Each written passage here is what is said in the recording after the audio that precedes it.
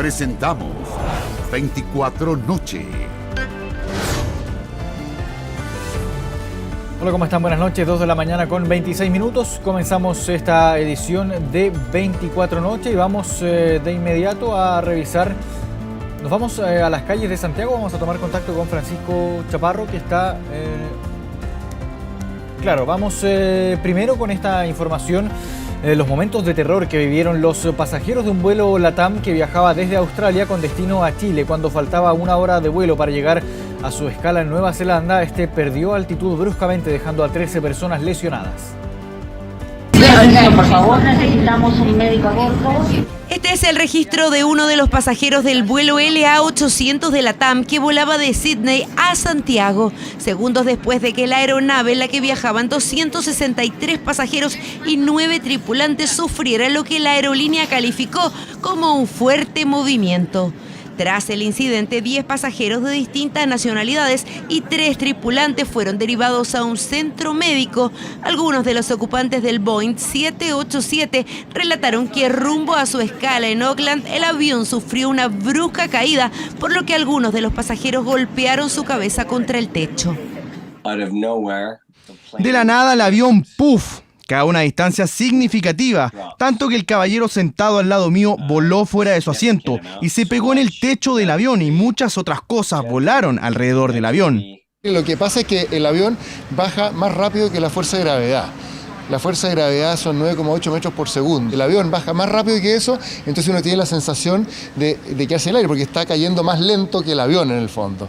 Entonces esa es la sensación. Es una sensación de ingravidez, de 0G o de G negativa. Los lesionados fueron trasladados en 5 ambulancias al hospital de Midlemore. La mayoría fueron dados de alta, solo un pasajero y una tripulante requieren atención adicional. La aerolínea en un comunicado informó que las causas del incidente están siendo investigadas. Preguntamos a expertos aeronáuticos qué podría haber ocurrido. Pero lo más probable es que se debió a una turbulencia que no fue detectada por los radares del avión que van a bordo, y esto provocó un movimiento violento que lesionó a esta cantidad considerable de pasajeros. Según la información, esto no estaría asociado a un evento meteorológico, sino que más bien a un tema técnico. Parece una pérdida de sustentación por baja velocidad, y eso puede ser un fenómeno por falla de instrumentos o algún computador, y eso hace que el avión baje la nariz. La Dirección General de Aeronáutica Civil informó a través de un comunicado que la Comisión de Investigación de Accidentes de Nueva Zelanda será la encargada de establecer las causas del incidente. La DGAC nombrará un representante local acreditado. Las personas sin cinturones de seguridad, caminando, ellos resultaron heridos. La recomendación es siempre mantener, aunque uno esté sentado en el asiento en vuelo crucero, mantener el cinturón más suelto, digamos, que no incomode, pero siempre abrochado, cosa que si se produce una turbulencia o una bajada súbita del avión, uno no se desprenda del asiento. LATAM reprogramó el vuelo hasta Santiago para el 12 de marzo con salida desde Auckland a las 20 horas local. Necesitamos un médico a bordo. Vamos a la política. En tren para inaugurar el tramo Curicó-Talca y como parte del despliegue del gobierno, el presidente Gabriel Boric comenzó su tercer año de mandato. Lo hizo señalando que el país está mejor que hace 2 años y con foco en alcanzar los acuerdos necesarios para concretar las reformas, mientras la oposición cuestiona el balance del mandatario. Hay, como en todo gobierno o en toda experiencia de estas características, hay por cierto de dulce y de agraz. Pero lo que yo quiero recalcar es que este es un gobierno realizador. 2 años con altos y bajos para el presidente de la República, que este 11 de marzo inició en tren con actividades en terreno, su tercer año de gestión. Acá se han hecho cosas porque hay quienes tratan de instalar también de que este gobierno, de que el gobierno no hace nada o que está todo terrible, pero la verdad eso no es así. Teníamos cuando llegamos una inflación disparada y logramos controlarla, logramos que la economía vuelva a crecer, lo que te decía de la frontera norte. En materia de seguridad, yo diría que es lo más sensible para la ciudadanía y hemos despachado más de 50 leyes. Ustedes han visto el trabajo que está haciendo la ministra Toá en esto, pero hay que ponerle más. Chile está mejor, consideró el mandatario, recién iniciado el tercer año, un nuevo ciclo, dijo el presidente, del que la oposición no tiene buen balance inicial. Que cuando tú no te das cuenta lo mal que lo estás haciendo, viendo las cifras, viendo la mala aprobación ciudadana que tienen, la verdad es que nos preocupa. Esperamos por el bien del país que en estos 2 años ojalá pueda dejar atrás buena parte de sus pensamientos originales. No es para celebrar, pero sí para reflexionar en las tareas que esto conlleva y lo que nos queda por hacer, no solamente el proceso de reconstrucción, la reforma de pensiones, el pacto fiscal. La prioridad debe ser seguir avanzando en seguridad, seguir avanzando en hoy día aumentar las pensiones para las personas mayores. No es tiempo de celebrar, sino de trabajar, consideran en el oficialismo, que valoró el despliegue en terreno del gobierno. Haciéndolo especialmente con un foco en ir a lugares donde hay logros, hay avance, hay obras concretas, hay compromisos que se han ido cumpliendo. En el Congreso Nacional están parte de los desafíos fijados para el tercer año de gestión. Reforma de pensiones y el pacto fiscal,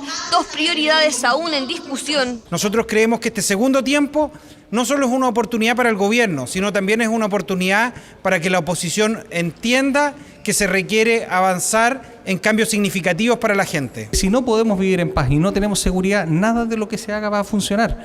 Podemos entregarle los bonos que quieran, pueden entregar los derechos que quieran en materia económica, beneficios y todo. Si la gente no vive tranquila y no se atreve a salir de su casa. La seguridad también está dentro de la agenda de prioridades para el gobierno, una que asegura el presidente implica mayores esfuerzos que los pensados al inicio de su gobierno, trabajo donde reconoció la derrota del primer proceso constitucional como un golpe duro en la primera mitad de gobierno. La segunda parte comienza con un deseo cumplido para el presidente, el partido único del Frente Amplio, que a mitad de año debería estar conformado. Segundo aire para el Ejecutivo, que esperan se concrete con un tercer año mirando hacia nuevos desafíos. Bien, y sobre este mismo tema, los 2 años de gobierno, conversó Matías del Río junto a Ruth Hurtado, secretaria general del Partido Republicano. Vamos a revisar esa conversación. ¿Cómo le va, Ruth? Muy buenas noches, gracias por recibirnos. ¿Cómo está usted? Hola, Matías, buenas noches. Yo creo que la pesadilla no es para el Partido Republicano. La pesadilla hoy día la está viviendo Chile en carne propia, en materia de inseguridad, en materia de desempleo, en materia del freno del crecimiento económico, y vemos que lamentablemente los chilenos son los que pagan las consecuencias de este mal gobierno. Ya, pero más allá de que lo que ustedes crean que creen todos los chilenos, partan por ustedes mismos, porque una cosa es hacer oposición, una cosa legítima, las oposiciones tienen su legítimo derecho a ser críticos y a estimar que este gobierno lo hace mal, como la oposición anterior estimaba que el gobierno lo hacía mal. Eso, no nos vamos a impactar por eso. Pero desde estimar que el gobierno está al debe, con las cifras sobre la mesa, ¿no es cierto? Incluso cifras como las que dio Idea País ayer, que hay un cumplimiento del poco más del 15% de las promesas de gobierno. A la pesadilla, voy a usar un término bien coloquial y me disculpará usted, ¿no se estarán pasando algún par de pueblos entre encontrar un gobierno deficiente, que no les gusta, incluso mal gobierno, como puede decir una oposición siempre, a decir que un gobierno es una pesadilla? A ver, muchos chilenos, Matías, tal como te lo mencionaba hace un rato, hay muchos chilenos que hoy día viven una pesadilla de manera constante. Esto no es solo una opinión del Partido Republicano, sino que es lo que vive la vecina en distintos sectores de Chile, digamos, donde no pueden salir con seguridad a trabajar, donde tienen el miedo de que sus hijos sean asaltados, sean secuestrados incluso, o les llegue alguna bala loca, y lamentablemente esa es una pesadilla de manera permanente que hoy día los chilenos viven en materia de seguridad, en materia de deserción escolar, en materia de resultados escolares en la educación pública. Ha caído ciertos índices que hace tiempo los veíamos mucho mejor. En materia de resultados lo vimos en el Instituto Nacional, que pasó esta gran crisis educacional en Atacama. Por lo tanto, hay familias viviendo una pesadilla de manera permanente. Hay sectores que están tomados por el narcotráfico, por el crimen organizado, los secuestros han crecido, los homicidios, los femicidios, incluso este mismo año han crecido, el desempleo, para qué hablar, en materia de el desempleo en las mujeres también ha aumentado. Entonces, decir que hoy día estamos bien, o como decía la ministra Vallejo en algunas de sus entrevistas, que aquí ellos vinieron a cambiar muchas cosas y hacer realidad o posible muchas cosas que parecían imposibles, y efectivamente han hecho posible que el crimen organizado avance y la seguridad retroceda, y eso es algo que la mayoría de los chilenos, el 90,6% de los chilenos, cree que estamos en una situación de seguridad compleja. Vamos a anclarnos en cifras, en datos. La opinión de ustedes es válida, es la opinión de ustedes, la opinión de la ministra Vallejo es válida, es la opinión de la ministra Vallejo. Pero vamos a anclarnos justamente en las encuestas para asirse de algo, ¿no es cierto? Y efectivamente hay un porcentaje mayoritario de chilenos, según estas encuestas, que desaprueban la acción del gobierno.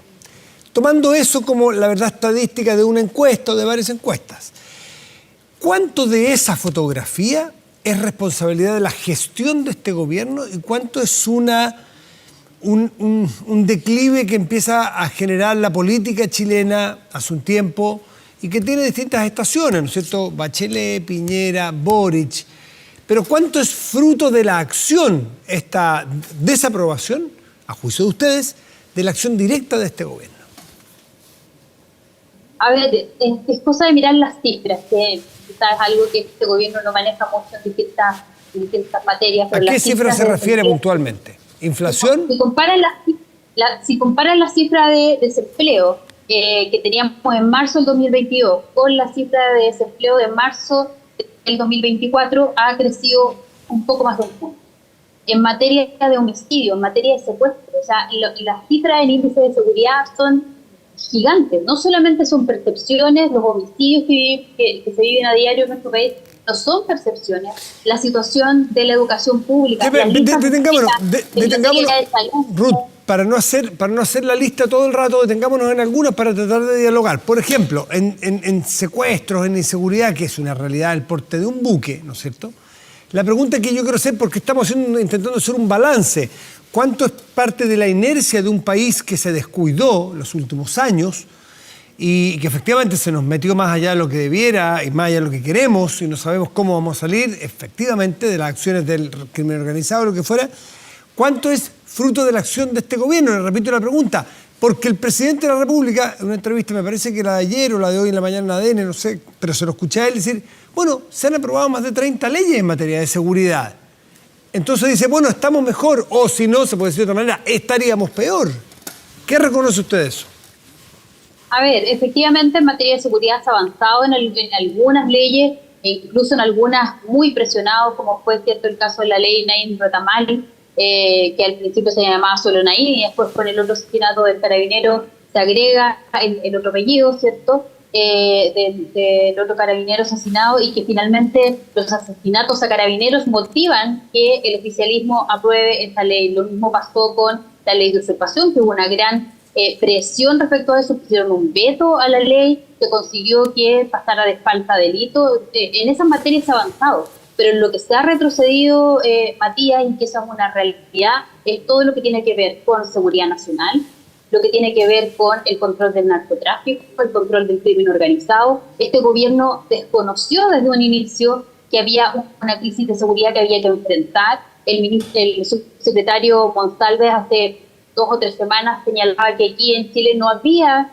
bandas de crimen organizado operando. Sin embargo, la Fiscalía desmiente eso, y todo lo que vemos en las noticias diarias, que incluso en los noticieros de ustedes están pasando día a día, ¿cierto?, de estas bandas de crimen organizado que operan en nuestro país, a bandas o anchas de manga, digamos, por decirlo de alguna manera más coloquial, y que eso es una realidad permanente. No son solo percepciones, esta es una realidad que se vive lamentablemente en el día a día, donde este gobierno no solo, las leyes no son una varita mágica, Matías. Aquí lo que se necesita es mano dura, es enfrentar el narcotráfico con toda la acción, tanto constitucional, legal, con la fuerza de un gobierno que quiera enfrentarla con realidad, incluso cuando es necesario con la fuerza pública, cosa distinta, o en algunos casos con las Fuerzas Armadas. ¿Qué cosa distinta quisieran ustedes, quisiera este gobierno aprobar, más allá del paquete de leyes que se ha aprobado, más allá del trabajo que está teniendo un gobierno que recuerde usted que quería reformar y algunos prácticamente liquidar Carabineros? Hoy día trabajan con Carabineros, una intervención con estado de excepción constitucional en la Araucanía. ¿Qué cosas distintas quisieran ustedes que se hicieran, o si ustedes estuvieran en el gobierno harían distinto hoy en esa materia? Primero, Matías, reconocer que estamos en una crisis de inseguridad gigante, en que aquí necesitamos que el Estado en su conjunto trabaje. No solo el Ejecutivo, sino que el Legislativo, pero también el Poder Judicial, que también tiene injerencia en la aplicación de las penas, en dejar muchas veces a algunos criminales libres o en darles algunas medidas cautelares que no son las adecuadas. Pero aquí el gobierno, recordemos, respecto a lo de la Araucanía, por ejemplo, estuvimos 50 días sin estado de excepción solo por un pensamiento ideológico del presidente, pero reconocen... de alguna manera este complejo que existe, si bien el estado de excepción ha sido de ayuda para quienes viven no solo en la región de la Araucanía, sino que en el Biobío, pero hay otras materias que hay que abordar. Pero un segundo, en lo de la Araucanía, Ruth, en lo de la Araucanía, si esta crítica usted la hace cuando estaba Isquia Siches quiso ir a Temucuicui, esa crítica sería incuestionable, pero han pasado año y medio desde eso, aproximadamente, hubo un cambio de gabinete, un cambio de mirada, hubo una evolución. El propio presidente de la República, si usted leyó la entrevista ayer en el diario El País, decía que efectivamente ellos se equivocaron, o él reconoce su equivocación en no valorizar o no valorar lo importante que significa el crecimiento económico y el problema que había de seguridad. Por lo tanto, hoy, más allá de los resultados, que pueden gustarle o no, al menos hay un reconocimiento del error en que estaban antes y las cosas que se han hecho ahora. ¿Ustedes valoran algo de eso? Y se lo aprovecho a preguntar, ¿qué sacan limpio ustedes estos 2 años? A ver, mira, Matías, se valora que el presidente haga estas declaraciones. El problema es que el presidente, lamentablemente, escribe con la mano para después borrar con el codo. Hemos visto innumerablemente al presidente pedir disculpas, ir a ofrecerle el pésame a familiares, ¿cierto?, de víctimas de asesinato, decirle no los vamos a dejar solos, en decir cuando han sucedido hechos de alta connotación pública, los vamos a perseguir como perros, pero después vemos que este mismo presidente, el mismo Gabriel Boric, se viste con una capa distinta y enfrenta la delincuencia de una manera distinta al otorgarles indultos, por ejemplo, a delincuentes terroristas, por entregarles pensiones de guerra. Finalmente financia de alguna manera o premia a quienes han destruido el país, y eso la verdad es que es impresentable.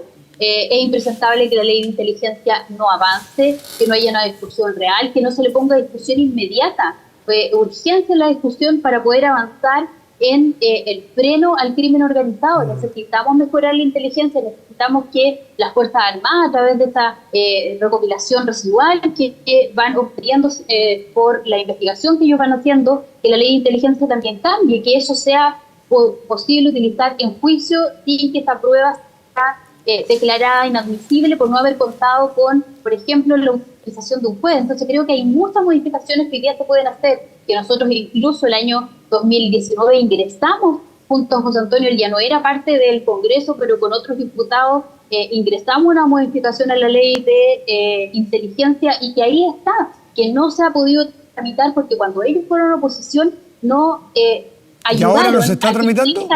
¿Y la ley de inteligencia? No, todavía está detenida, está todavía en comisiones, se tiene que seguir avanzando, no se le ha dado discusión inmediata. Lo que uno espera es que aquí haya una discusión inmediata en estos temas que son urgentes, si bien la reforma tributaria o la reforma de pensiones, sobre todo en materia de pensiones, es importante, pero hoy día lo urgente, Matías, es solucionar el tema de la seguridad. Insisto que aquí no es ni blanco ni negro, suelen estar los análisis políticos en los grises, con matices, que más que menos puede ser sus propios apuntes. Pero yo me quería reafirmar probablemente en la oposición más ruda, que es la de ustedes, que es la del Partido Republicano, que plantea la pesadilla, dicho por ustedes, de este gobierno. Y en materia económica, ¿ustedes reconocen algo? Porque estaba revisando las cifras de la inflación de marzo del 2022. ¿Usted sabe cuánto fue? ¿En cuánto estaba cuando entró este gobierno? ¿Marzo del 92? Le echo una manito, 9,4. Sí, caso de inflación. ¿Y marzo de este año la inflación? 4,5. Bueno, también, y eso no es el gobierno necesariamente. Sí, ha bajado la inflación, efectivamente ha bajado, pero el crecimiento económico, que el año 2022, si la comparamos, teníamos un crecimiento del 8,8%. Y hoy día, lamentablemente, ¿Cuánto fue el crecimiento del 2020? Disculpe, el crecimiento del 2022, 8,8. 8,8. No, 8,8. En la época de los tigres asiáticos estábamos en 8,8. No, en marzo del 2022 teníamos un 8,8 de crecimiento económico. Y hoy día tenemos un 2,5 en materia de crecimiento económico. Por lo tanto, la verdad es que esas son cifras indesmentibles, en donde nuestro país estaba creciendo y lamentablemente hoy día hay un freno en la economía, la incertidumbre que generan todos estos roces incluso internacionales que hemos visto con los distintos países, el tema constitucional, que también fue un tema importante, que vimos cómo ellos querían refundar nuestro país con todas las propuestas, ¿cierto?, que conocimos en la primera convención, y eso lamentablemente fue frenando la inversión en nuestro país, fue creando una incertidumbre económica, y eso es lo que hoy día estamos envueltos como... ¿Le rescatan algo a este gobierno en 2 años? A ver, la verdad es que yo le rescato bien poco. Si bien han habido algunos anuncios vagos en algunas materias, pero en manera integral, si tú analizas o haces una suma y resta, la verdad es que la resta es mucho mayor lo que el país ha restado o ha dejado de crecer, pero sí ha aumentado en otras materias que son importantes y significativas, pero sobre todo, como te decía anteriormente, el avance del crimen organizado, del narcotráfico en nuestro país, de la violencia, de la delincuencia, es algo que se tiene que controlar, es algo que el gobierno tiene que trabajar, que tiene que trabajar en conjunto con todos y dejar de lado, ¿cierto?, este sesgo ideológico radical que ellos tienen de esta izquierda que romantizó y validó la violencia, y empezar a poner mano dura donde se tiene que hacer, porque no sacamos nada de que hayan mejoras, por ejemplo, en el salario mínimo, si la persona al salir de su casa no tiene la seguridad, si no le van a entrar a robar, si no te van a quitar el auto en el trayecto a tu casa, te van a hacer un portonazo, te van a secuestrar un hijo, o vas a perder la vida, que es algo recuperable. Solo decir, Ruth, para fianza de los números, ahora ya lo miré, el 8,5% en 12 meses, porque la base de comparación es la base de comparación en pandemia, donde la actividad económica en Chile y en el mundo prácticamente desapareció. Entonces es una muestra de bases muy bajas, porque el 7% era el mítico 7% de los 30 años virtuosos de Chile, por eso el 8,8 parecía exagerado, pero en rigor tiene usted razón, el IMASEC de marzo del 22 fue 7,2, considerando esta paradoja, ¿no es cierto?, de la pandemia. Pero bueno, se agradece esta conversación, esta discusión y estos debates a 2 años. Ruth Hurtado, muchísimas gracias por estar esta noche con nosotros. Que esté muy bien.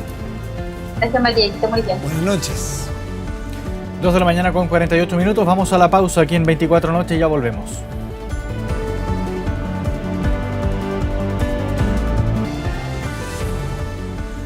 Volvemos con política. La Moneda descartó romper relaciones diplomáticas con Israel luego de que algunos sectores del oficialismo sugirieran la necesidad de expulsar al embajador de ese país, esto tras las polémicas generadas en el último tiempo.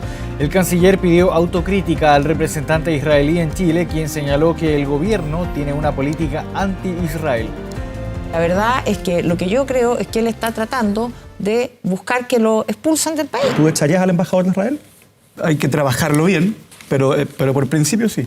Ok. Bueno. ¿Lo trabajaría? ¿Expulsarlo? ¿Al embajador actual? Sí. Que no significa expulsar a cualquier embajador, pero al actual sí, claro. Pero sí la Cancillería... O sea, él lo pide a gritos.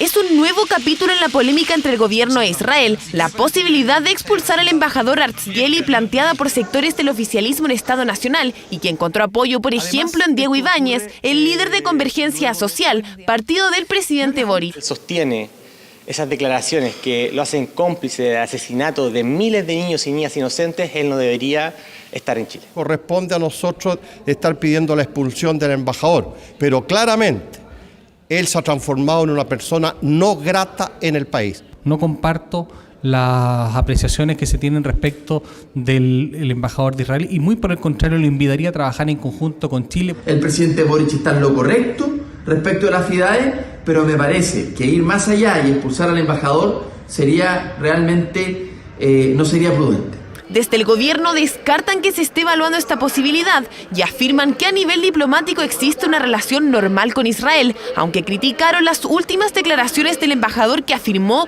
que Chile ha seguido una política anti-israelí. En el caso del embajador de Israel sería bueno algún ejercicio de autocrítica. Y la verdad es que si a mí se me cierran las puertas también, pregunto por qué se me han cerrado. Consultado por 24 horas, el embajador de Israel no quiso referirse a los últimos cuestionamientos que han marcado el debate político. Rechazamos plenamente esa intromisión e intervención del embajador de Israel. Yo creo que lo imprudente aquí no es lo que hace el embajador, sino lo que hace el presidente de la República, que afecta a los intereses nacionales. La opinión del embajador de Israel es previsible. Nosotros no hemos planteado romper relaciones diplomáticas. Lo que hemos dicho es que aquí hay infracciones permanentes a los llamados de las instancias internacionales de derechos humanos. Una polémica que no baja y que se originó en la decisión del presidente Gabriel Boric de marginar a Israel de la FIDAE, lo que ha generado diferencias también al interior del oficialismo e incluso dentro del propio gobierno. Esto fue conversado con el canciller, la responsabilidad de la decisión es mía y yo lo señalo de manera muy clara, pero esto no fue inconsulto, sino que yo lo conversé y recabé opiniones tanto del comité político como del canciller como corresponden decisiones de esta envergadura. El presidente Boric volvió a asumir la responsabilidad de la controvertida decisión que ha marcado el debate los últimos días y también desmintió que el gobierno de Chile no tenga contacto con la embajada de Israel desde el 7 de octubre, como señaló el embajador de ese país. Cambiamos de tema. Cientos de falsos damnificados intentaron obtener beneficios estatales de manera fraudulenta tras los incendios que afectaron a la región de Valparaíso. De casi 1000 fichas FIBE recibidas en las últimas semanas, solo 36 eran reales. El gobierno afirmó que los antecedentes van a ser revisados por el Consejo de Defensa del Estado para analizar posibles delitos. Esto es un infierno. Miren las casas cómo se queman, están todas prendidas, ya no hay nada. Este es el antes y el después de la calle Tomé en la población El Olivar de Viña del Mar.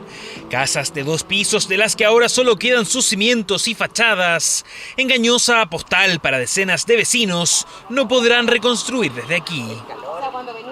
Esto hay que demoler, tampoco se pueden colocar casas prefabricadas. Adentro no queda nada, solamente la estructura, pero el fuego fue tan fuerte que se fundieron las cosas por dentro. Pienso yo que esto tiene que ser demolido, no más para volver a comenzar nuevamente. Solo metros más allá está Arnie en la casa de su tía, expectante a que esta semana comiencen las demoliciones. Miren, los estucos saltaron, pues esta parte de esta casa estaba estucada, saltó el estuco. Esta semana se dará el vamos al despeje de 2.800 terrenos que vieron debilitados sus cimientos. Reconstrucción, planes que se proyectan de aquí al domingo. Sin embargo, en medio de la ayuda, parecieron inescrupulosos. Se recibieron solicitudes de aplicación de fichas FIBE que fueron identificadas como fraudulentas. De 900 fichas nuevas ingresadas, solo 36 eran reales.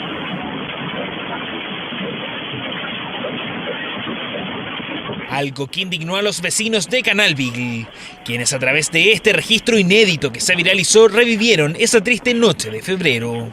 ¿Cómo se van a aprovechar de eso? ¿Cuántas familias quedaron sin nada? Y es difícil que uno piense que alguien se esté aprovechando. Después de esta aplicación del grueso, habitualmente durante unas semanas van entrando una ficha, 2 fichas, pero en ese proceso recibimos una avalancha de solicitudes de fichas FIBE, de cual la mayoría eran fraudulentas. No hay palabras que describan lo que vivió esta comunidad cuando el día se hizo noche producto del humo. Esperan pronto les lleguen más recursos solo a quienes lo necesitan. Porque no hay plata, no hay ayuda. Nosotros con los vecinos y gente que ha venido hasta de Santiago a traernos ayuda. Grave denuncia por falsas fichas básicas de emergencia que lograron ser pesquisadas a tiempo. Ahora quienes se registraron de manera irregular serán investigados. Estos casos se llevan a las instancias correspondientes como el Consejo de Defensa del Estado, porque ahí puede detectarse posibles delitos, como fraude al fisco u otros. Indagatorias que recién comienzan, igual que el proceso para volver a levantar estos cerros, con demoliciones que comenzarán a la brevedad en Viña del Mar, Quilpué y Villa Alemana.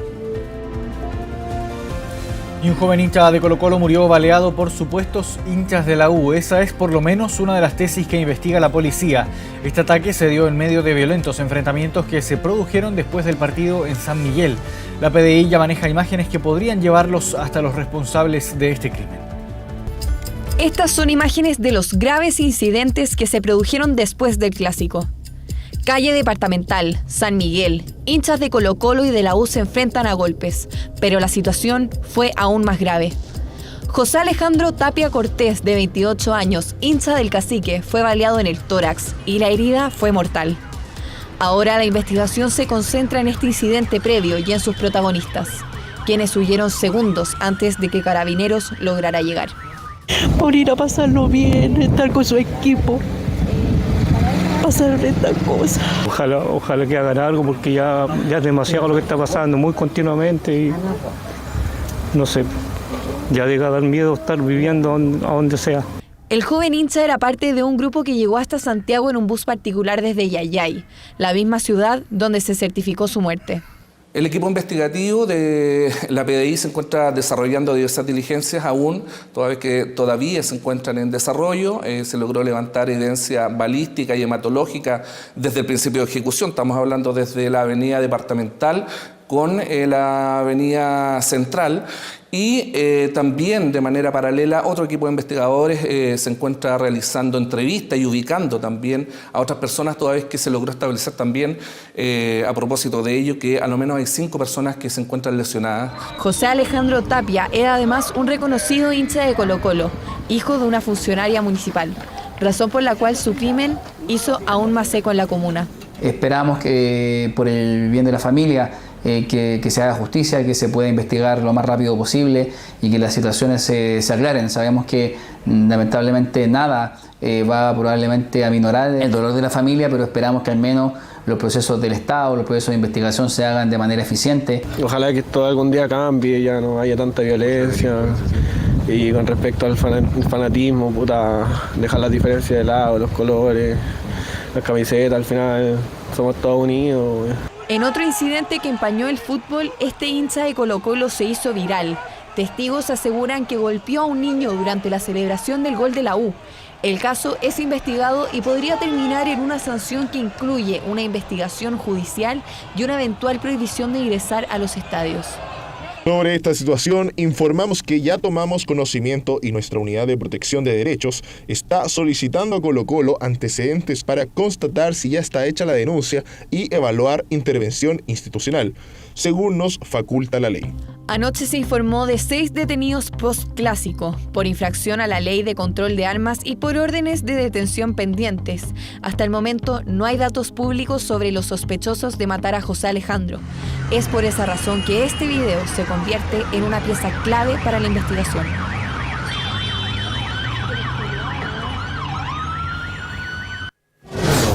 Internacional. Vamos a noticias del mundo. Ponga atención a la siguiente frase: preparen los cajones. Es una de las amenazas que han difundido las bandas de narcos en la ciudad argentina de Rosario y que han matado a 4 personas inocentes en 4 días. Una situación de alerta extrema en el lugar tras la decisión del gobierno de realizar, una fuerte intervención contra el crimen en la provincia de Santa Fe.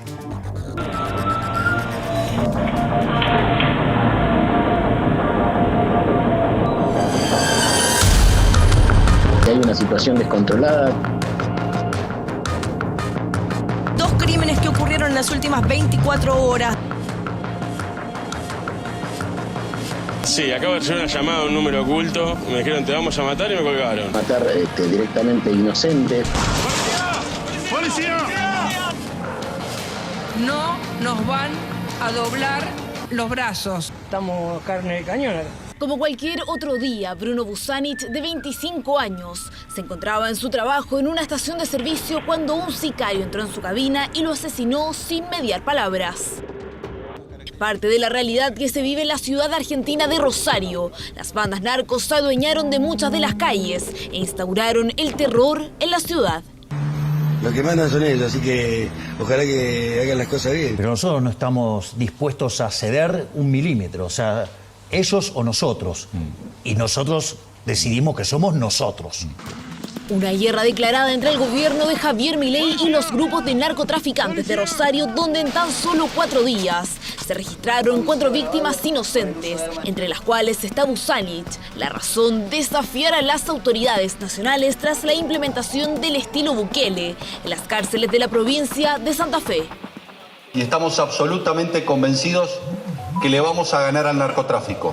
Hay que hacerles la vida imposible a los que deciden cometer delitos. Advertencias que parecen no afectar a los grupos violentos. La violencia era en función de una lucha territorial. Es decir, Rosario es una puerta, en Argentina, una puerta al mundo, porque es el mayor puerto cerealero, uno de los más importantes de Latinoamérica. Pero ahora lo hecho en estos días es un paso más.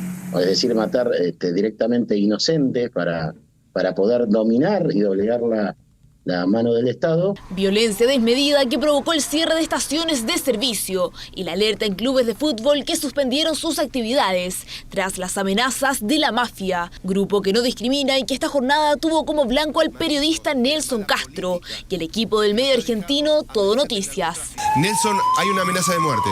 Estamos impactados, ¿no? Por supuesto, porque claramente es una demostración de lo que está pasando aquí. Amenaza que señala que terminará como José Luis Cabezas, el emblemático fotógrafo de la revista Noticias asesinado en 1997. Decile que si llega a seguir Lloroño lo sacamos a tiro. El que avisa no traiciona. Que se vaya de Rosario. No los queremos acá. Afuera. Atentamente, la mafia. Situación que con el correr de las horas se repitió con otro periodista, esta vez del medio de noticias A24. Y acabo de recibir una llamada a un número oculto, me dijeron te vamos a matar y me colgaron. Actos que llegan en represalia a las decisiones tomadas por el gobierno de Javier Milei contra los presos de las cárceles de la provincia de Santa Fe. La ministra de Seguridad, Patricia Bullrich, fue enfática al pedir la implementación de la ley antiterrorista, el inicio de un plan para sacar las armas de las calles y apuntar contra quienes cometen lavado de dinero, potenciando así el tráfico de drogas. No vamos a dejar que Rosario sea una tierra de narcoterroristas. Vamos a luchar todos los días. Razón por la que el gobierno trasandino, en respuesta a una petición del gobernador de Santa Fe, anunció la creación de un nuevo comité de crisis con el objetivo de intervenir con las fuerzas federales en Rosario, ciudad que día a día sufre las consecuencias del poder de los grupos narco. Seguimos revisando noticias del mundo, pero una información completamente distinta. La primera foto oficial de Kate Middleton desde su cirugía, que ha generado una nueva controversia en la monarquía británica por las alteraciones que tiene esta imagen. La propia princesa pidió disculpas a medida de que aumenta la preocupación por su estado de salud. Las principales agencias del mundo han retirado la foto del Día de la Madre. La nueva foto de la princesa Kate ha alimentado teorías de conspiración después que los expertos la denunciaran por haber sido manipulada. El palacio enfrenta preguntas después que 3 destacadas agencias retiraran la imagen de la princesa de Gales.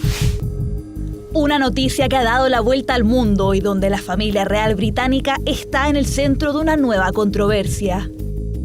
La salud de la princesa Kate ha generado una oleada de versiones desde que se sometió a una cirugía abdominal a comienzos de enero. En un intento por acallar las teorías, el Palacio de Kensington, residencia oficial de la pareja real, compartió una fotografía de ella junto a sus 3 hijos. Gracias por sus amables deseos y continuo apoyo durante los últimos 2 meses. Pero rápidamente miles de usuarios comenzaron a buscar hasta el más mínimo detalle y varias manipulaciones de edición aparecieron. Y el revuelo por las alteraciones fue escuchado en el palacio, desde donde la misma princesa envió un mensaje de disculpas. Como muchos fotógrafos aficionados, de vez en cuando experimento con la edición. Quería expresar mis disculpas por cualquier confusión que haya causado la fotografía familiar que compartimos ayer. La residencia oficial de la pareja no había compartido una fotografía de Kate desde su cirugía hace ya 2 meses. La imagen fue tomada por el príncipe William y compartida por la celebración del Día de la Madre en Reino Unido, pero al menos un detalle evidenció que la foto fue manipulada. Edgar Garrido, fotoperiodista chileno ganador de un Pulitzer, coincide con que la imagen tiene varias alteraciones. Por ejemplo, la mano izquierda, sobre todo en esa parte donde podemos ver el chaleco rojo, y ahí se visualiza claramente que se esconde algún elemento o se borra algún elemento, y es un poco más sutil en la rodilla de una de las hijas y también en la mano derecha de ella misma. La fotografía no pudo calmar los rumores e incluso solo logró alimentar aún más las teorías en torno al paradero y la salud de la princesa de Gales. Pero la controversia no quedó solamente en redes sociales. Las agencias de comunicación más importantes del mundo retiraron de sus servidores la imagen, advirtiendo que estaba alterada. La princesa pidió disculpas, ¿no? y careció de esta comprensión de a dónde podía llegar lo que ella estaba haciendo, tal vez con simplemente con un criterio de vanidad o para mejorar algo de su aspecto, pero no necesariamente para engañar a nadie. Mientras el mundo espera la primera aparición en un evento público de Kate, que podría concretarse recién a comienzos de junio, no dejan de crecer las dudas ante el estado de salud de quien algún día se convertirá en reina. 3 de la mañana con 9 minutos, llegamos al final de 24 Noche, agradecemos su sintonía, los invitamos a que sigan en TVN, Canal 24 Horas, que estén muy bien, buenas noches.